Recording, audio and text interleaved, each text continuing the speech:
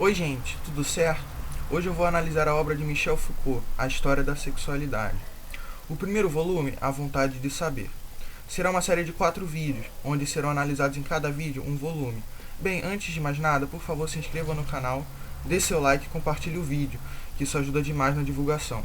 A série de livros A História da Sexualidade é uma análise historiográfica da sexualidade e do sexo na sociedade ocidental.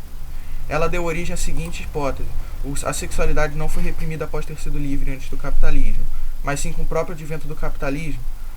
A sexualidade foi incitada a produzir discursos, muitas vezes fomentada por uma vontade de saber, daí o nome do livro, sobre o sexo. Mas antes, precisamos definir alguns conceitos. Para Foucault, o sexo não seria o sexo biológico, e sim a definição da própria sexualidade, em que são produzidos discursos de poder em todas as suas relações. Então, quando Foucault usa o termo sexo, na verdade, ele se refere ao próprio ato sexual, ou sobre tudo que o envolve, a sexualidade, e não ao sexo biológico de alguém.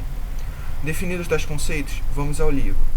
No começo, o capítulo nomeado de A Hipótese Repressiva, Foucault define o que seria a tal hipótese repressiva. É o discurso de que a sexualidade foi reprimida durante toda a história da sexualidade. E, ao longo do livro, isso se prova errôneo, já que a sexualidade, nos povos gregos e romanos, da Antiguidade Clássica, não era dominada por um discurso do que seria certo e errado, e sim apenas por discurso do que seria considerado bem bom para o corpo e a mente. Ou seja, não havia discursos proibindo certos tipos de prazeres, como o homossexual, mas sim a intensidade, a duração e a frequência dos mesmos. Ou seja, não era reprimida, mas aí surge a questão: e se ela começou a ser reprimida pelo capitalismo? Novamente, parece ser errônea, pois, para Foucault, a sexualidade não é reprimida, mas sim controlada pela sociedade ocidental contemporânea. Por meio de uma rede complexa de relações de poder entre os indivíduos, tal fato acontece. Precisamos definir o conceito de poder para Foucault. Poder seria uma ideia que está presente em todas as relações de poder, não só nas instituições da Igreja e do Estado, por exemplo. Todas as relações sociais exprimem poder, inclusive e principalmente as da sexualidade. A sexualidade seria controlada porque ela incita discursos, e não os reprime. Estes discursos são favoráveis à dominação dela mesma. Assim, os discursos incitados são a de heterossexualidade, por exemplo. Mas mesmo quando a vontade de saber incita estudos sobre a homossexualidade, estes discursos são favoráveis ao domínio heterossexual sobre o sexo, pois ter uma série de sexualidades dissidentes, como homossexual, é intrínseco ao regime de poder que a rege, já que estes próprios discursos são sintomas do controle. Sempre haverá no regime de poder sexualidades ou qualquer outra coisa marginalizada, como o próprio capitalismo produz a classe trabalhadora marginalizada, e esta é intrínseca para o capitalismo funcionar.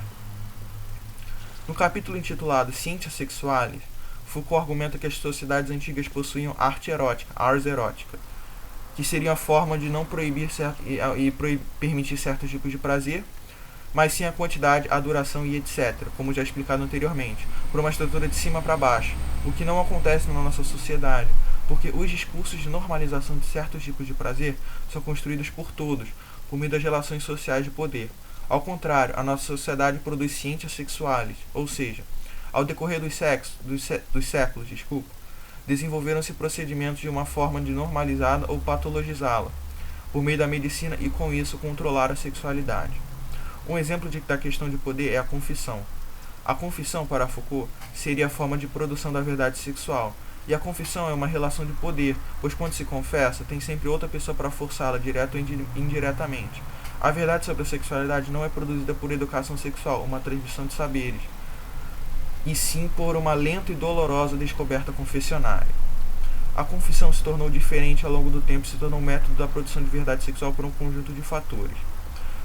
Por meio do fazer falar, que por meio das relações de poder, obriga a pessoa a se confessar direta ou indiretamente, por exemplo, pelo contexto da situação ou social. Assim, pelo contexto de que a homossexualidade seria algo pecaminoso, a pessoa sente uma força a se confessar. Por meio de uma força geral e difusa, ou seja, o sexo como causa de tudo e de nada. O sexo seria dotado de um poder inesgotável e, para Foucault, é a causa de tudo, mas também de nada, por causa da necessidade da produção de discursos que acabam escondendo o sexo. Mas, obviamente, o sexo continua existindo, mas não livremente, dominado por uma rede complexa de relações de poder. E por meio da medicalização da sexualidade. O sexo é classificado como normal ou patológico pela medicina, por meio das parafilias e outras situações. o que seria pior do que o julgamento moral de certo ou errado, pois a patologização de certa sexualidade dá um ar científico de certo, ao invés de ser um juízo moral ou de poder. Seria a scientia sexualis. O poder diz que o que o sexo pode ou não fazer, e o reduz a uma condição binária, proibido e permitido, lícito e ilícito. Quando se fala no sexo, é feita uma exclusão deste. Só é possível o sexo existir sobre o domínio em nossa sociedade. Assim, a censura também é crucial. O sexo não deve ser dito, nem permitido e nem existir. É claro que ele existe e é dito, mas não livremente. O poder sobre o sexo se desenvolve sobre todos da mesma forma, ele é universal. E vale a pena lembrar o fato social de Durkheim, ele é coercitivo, geral e externo ao indivíduo. Com isso, parece-me que a sexualidade é um fato social, já que ela, por meio das relações de poder que se desenvolve, acaba se externalizando para fora do indivíduo, ela é geral, igual a todos, e também exerce forte coerção por meio do poder. No último capítulo do livro, Foucault argumenta que as revoluções democráticas, entre aspas, na verdade, surgiram como forma de normalizar o poder por meio do direito, contra a monarquia, que se via acima do poder. Isto também acontece com a sexualidade. Houve uma normalização de seu domínio, e o Estado usa disto. Por meio de uma forma bem indireta, o Estado tem políticas de natalidade, por meio do poder. Por exemplo, a questão da monogamia, do casamento e da própria proibição da homossexualidade. Apesar de que o Estado vem abrindo concessões perante esta última questão, a da homossexualidade, mas nunca abrindo mão de seu poder perante a vida. Esta é usada como instrumento de manipulação do poder, por meio das políticas de natalidade culturais favorecidas pelo Estado. O confisco da vida acabou perdendo sua função. Atualmente, o domínio sobre a sexualidade e, consequentemente, sobre a vida acabou tomando o lugar do confisco. O domínio sobre o sexo é a forma em que o poder se constitui. Bem, esta foi a análise do livro e de seus principais conceitos. Espero que tenham gostado e, por isso, se quiserem, deixe comentários sobre o livro e perguntas se precisarem. Deixe seu like, compartilhe o vídeo e até mais. Tchau!